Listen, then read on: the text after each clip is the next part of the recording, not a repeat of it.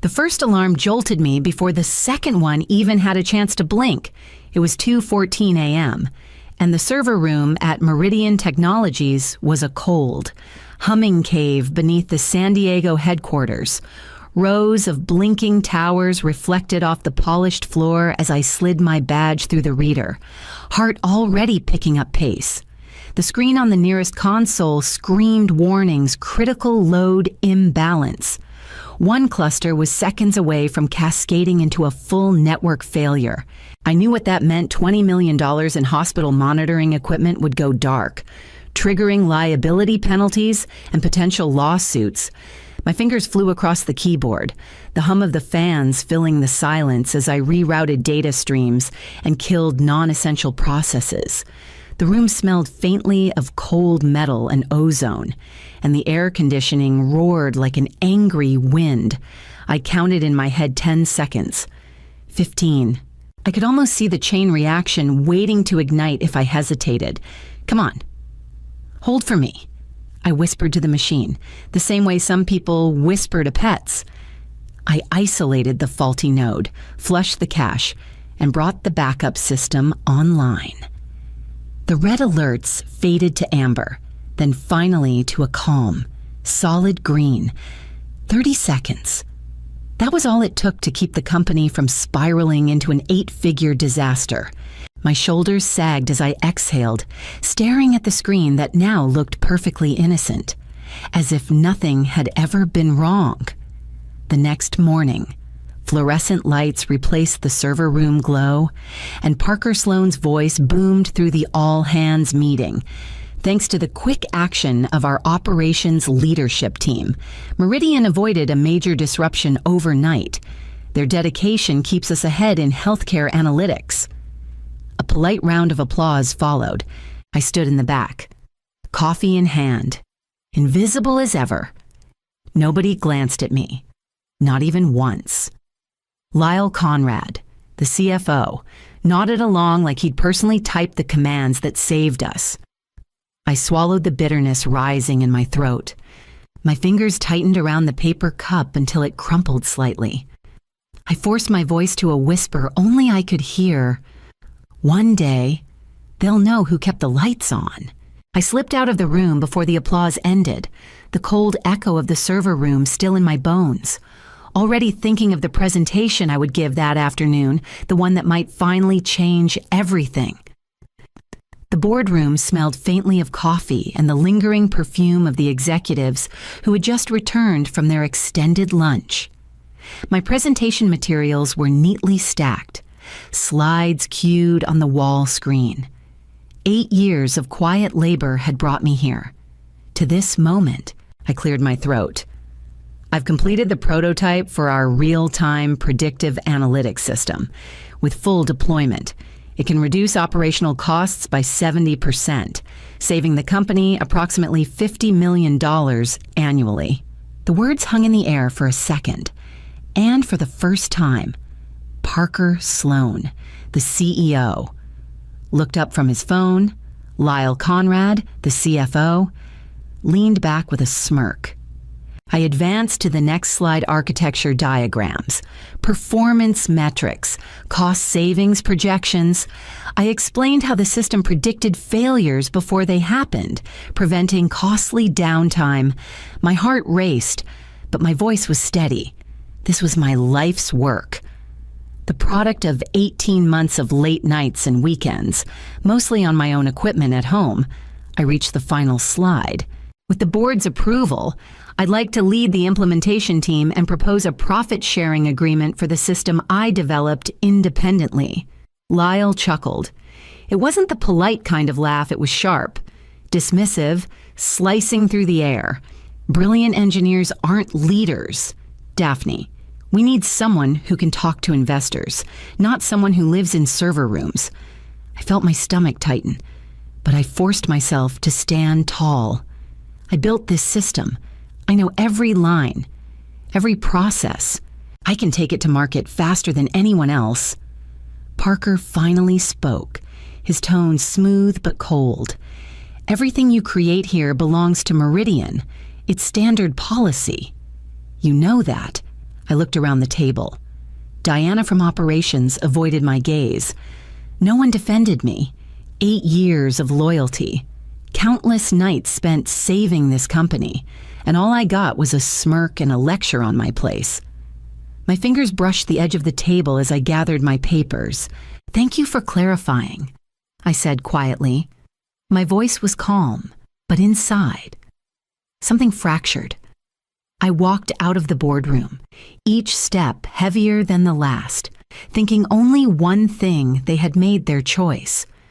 Now I would make mine. Rain traced silver lines across my windshield as I drove through San Diego's gaslit streets.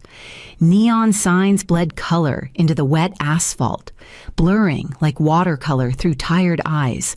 The hum of the engine and the steady patter of rain were the only sounds.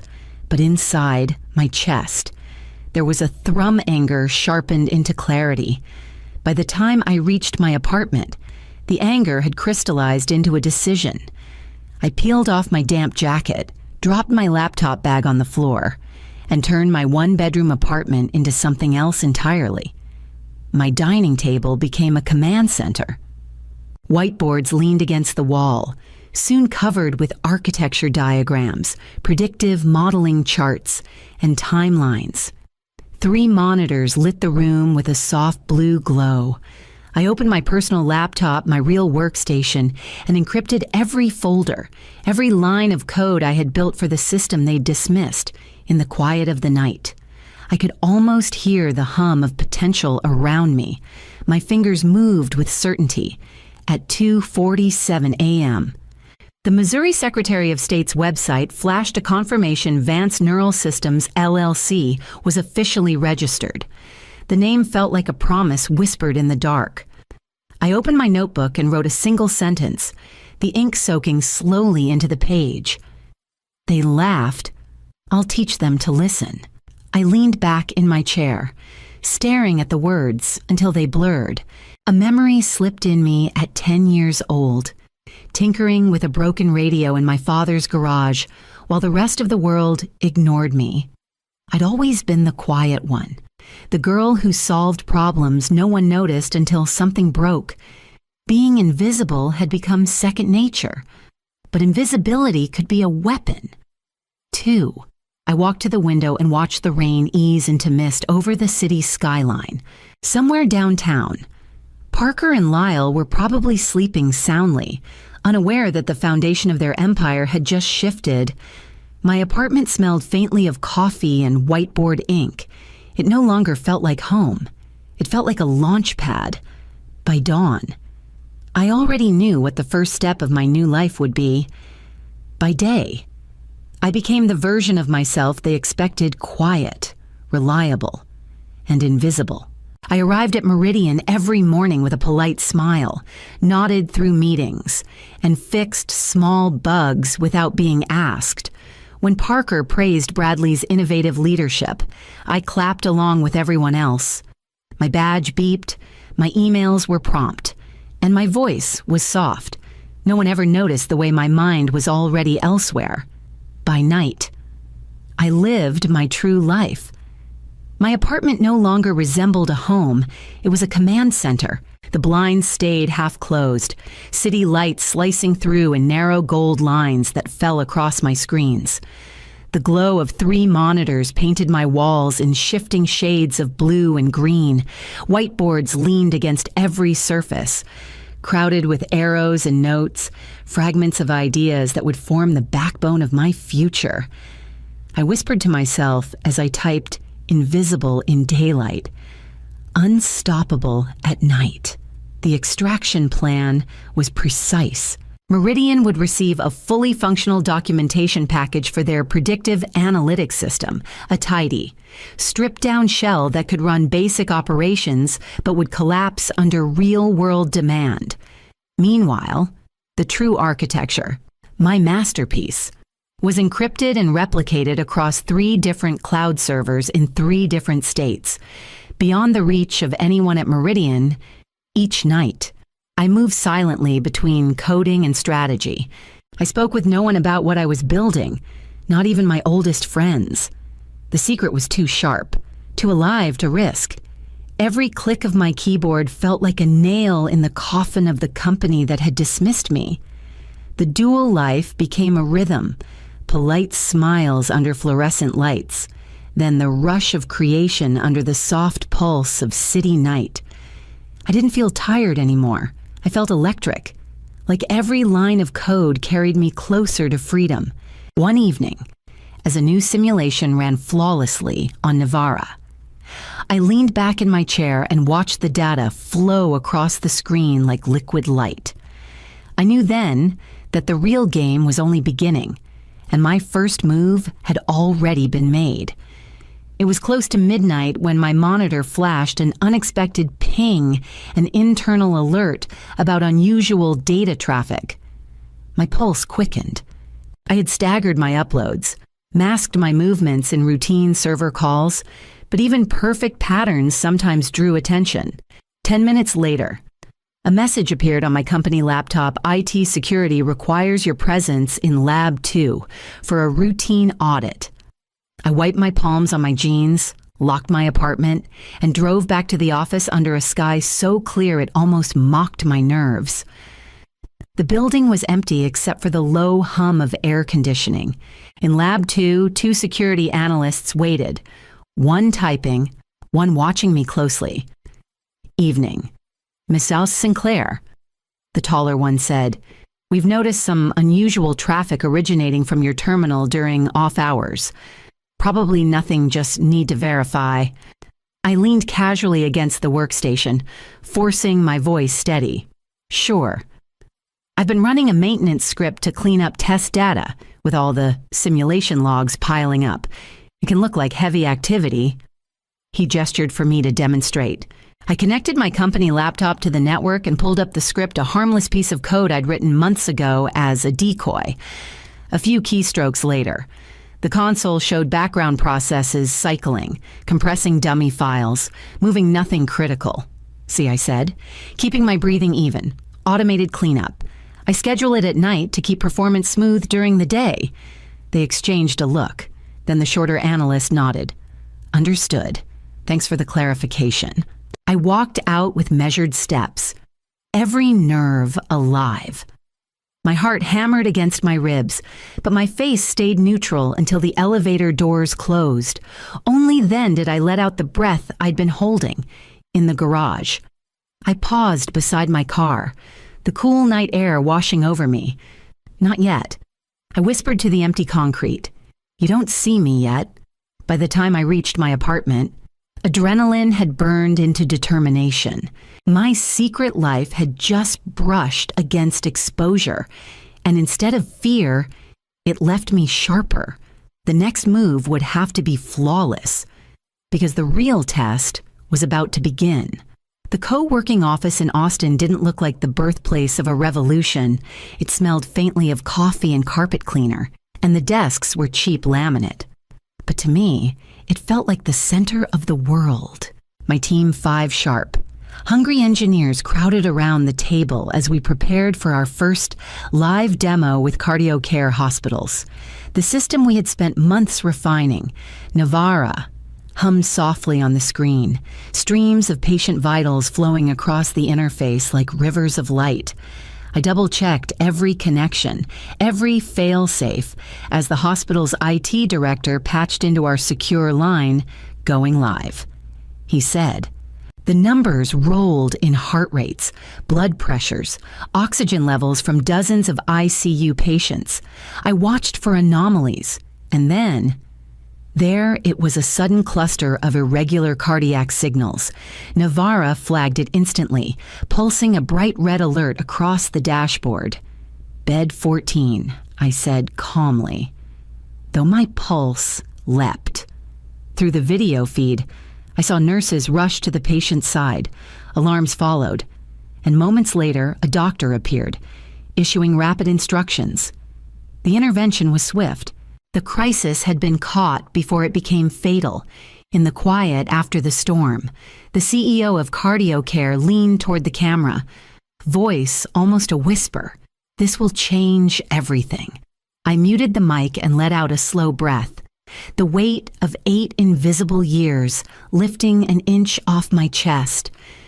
My team exchanged stunned smiles, the kind that said we'd just crossed an invisible threshold. Meanwhile, back at Meridian, Bradley was presenting my old system to the board. Word filtered through a former colleague the trial choked under real-world load. Latency spiked, and the demo collapsed. Executives called it a minor optimization issue, but I knew better. They were holding a corpse wearing makeup. That night, our tiny Austin office felt alive with energy. We had saved a life, proven our vision, and taken the first step into the light. As I watched the data flow across my monitor, I realized the spark had been lit, and the fire could no longer be contained. The first whispers came from a small tech blog buried in a corner of the internet. Early adopters praised Navarra's predictive analytics real-time monitoring that could redefine hospital care. I read it over black coffee in our Austin office, the sunlight slanting through the window. My team was still half asleep, unaware that the first pebble had just started the avalanche. By the end of the week, the whispers turned into a low hum. Industry insiders began connecting dots: CardioCare's sudden operational improvements, a quiet new startup in Austin, and delays at Meridian Technologies. I didn't need to say a word. The code, the results, and the lives saved spoke for themselves. Then the emails leaked. A former colleague sent them to me with no subject line, just an attachment. I clicked through them slowly, my chest tightening and loosening all at once. Parker Sloan. She's technically competent, but forgettable. Lyle Conrad. She'll thank us for the reality check someday. I stared at those words longer than I expected. They didn't sting anymore. They confirmed exactly why I'd left. But beneath the satisfaction, a dull ache settled in. The fallout wasn't just for the arrogant, talented engineers. People who had worked quietly alongside me for years were about to suffer because of decisions they hadn't made. Meridian stock slid 8% in 2 days. Then came the resignations. LinkedIn updates rolled in like quiet funeral bells, seeking new opportunities. Open to work. I hesitated, then drafted a single private message to a young engineer I trusted. If you need a place where your work matters, call me. The reply came an hour later. Thank you, I think I will. Watching the company that had dismissed me begin to hollow out felt like witnessing gravity take over. I didn't have to push anymore. The collapse had its own momentum. That night, as I powered down my monitors, I knew the walls of Meridian's empire were finally starting to crack, and the people who had once laughed in that boardroom would soon feel the tremor under their feet. The morning sun glinted off the glass door of Vance Neural Systems. My name etched cleanly across it. For the first time in my life, I felt ownership in every sense of the word, inside. The hum of keyboards and quiet voices filled the air. My team worked with the kind of focus that only comes from knowing your work matters. Around 10, a black town car pulled up outside. I watched through the glass as Parker Sloan, Lyle Conrad, and a board member I recognized from the annual report stepped out, their polished shoes clicking on the sidewalk. The Austin heat wrapped around them instantly, and by the time they reached the door, sweat already darkened their collars. "Daphne," Parker said, attempting a smile that didn't reach his eyes. "Thank you for seeing us on short notice." I led them into the conference room, sunlight spilling across the table I'd bought secondhand. No catered lunches, no glass awards, just whiteboards and code prints pinned to the walls. Lyle leaned forward first. "We'd like to discuss options. CEO position, a directorship, licensing agreements, or, if you're open to it, a full acquisition." I let the silence stretch, letting them feel the hum of the servers behind the walls. Their eyes flicked around, taking in the reality of what I had built without them. Finally, I spoke, my voice even. You had me for 8 years. That offer expired in your boardroom." Parker's jaw tightened. Lyle shifted uncomfortably in his chair. The board member muttered something about regrettable decisions, but I was already standing, guiding them to the door. The heat outside hit them like a wall, and I watched through the glass as they crossed the sidewalk back to their car, their expensive suits clinging in the Texas sun. I turned back to my office, the hum of my team's quiet work greeting me again. The visit had changed nothing, except for one truth settling deeper into my bones. The future no longer belonged to Meridian, and they knew it. The first time I saw my name in the tech press, I had to read the headline twice, "The engineer who refused to stay invisible." The article painted a quiet rebellion, a story of someone who turned rejection into innovation. It felt strange seeing my life distilled into a headline, but I didn't feel triumphant. I felt steady, like I had finally stepped into the light I'd been working toward for years. Meanwhile, Meridian was bleeding. Their stock slid week after week, and news of mass layoffs hit the industry feeds, 40% of their staff gone in 3 months. The same board that once dismissed me as not leadership material now scrambled to keep their sinking ship afloat. Resumes began landing in my inbox, some from engineers I'd mentored, others from names I remembered only as quiet faces in cubicles. I brought them in, one by one, sitting across simple desks in our Austin office. I didn't ask for loyalty. I asked them what they wanted to build, what kind of work would make them proud again. Soon, our office thrummed with a different energy than any company I'd ever known. There was laughter between code reviews, sketches of new interface designs taped to the walls, late-night takeout on whiteboards covered in equations. I looked around one evening and realized this was the victory I wanted, not their collapse, but our creation.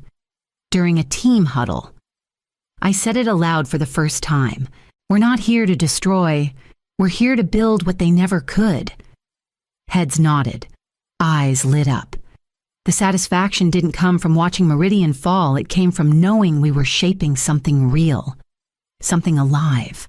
The skyline outside our windows glowed with the fading sun, and I felt the momentum shifting completely.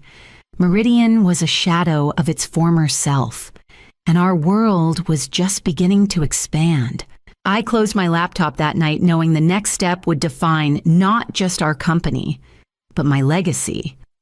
Months slipped by, and Navarra 2.0 became the name whispered in every hospital corridor and tech conference keynote. Our platform was now the industry standard, saving lives with every early alert, turning raw data into hope. The updates rolled out seamlessly, each one sharper and faster than the last.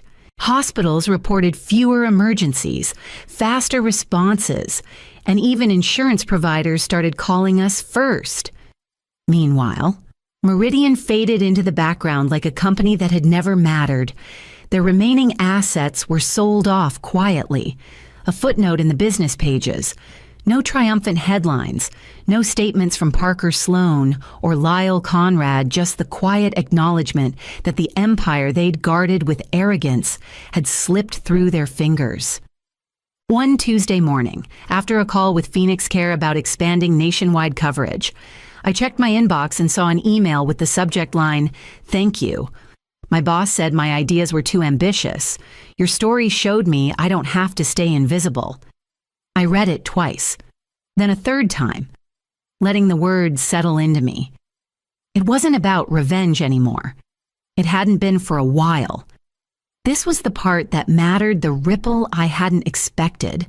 I opened a folder on my desktop labeled "Why This Matters" and filed the email there. Dozens of messages lived in that folder now, from engineers, nurses, and even a hospital administrator who said Navarra caught the warning signs that saved his own father. I glanced up at the whiteboard in my office, where new architecture diagrams sprawled across it, ideas for what Navarra 3.0 might become. My team's laughter echoed from the next room, the hum of our servers a constant heartbeat in the background. I smiled, picked up a marker, and turned back to the board. I wasn't their kind of leader. I became something else, someone who builds empires quietly, until the world has no choice but to listen.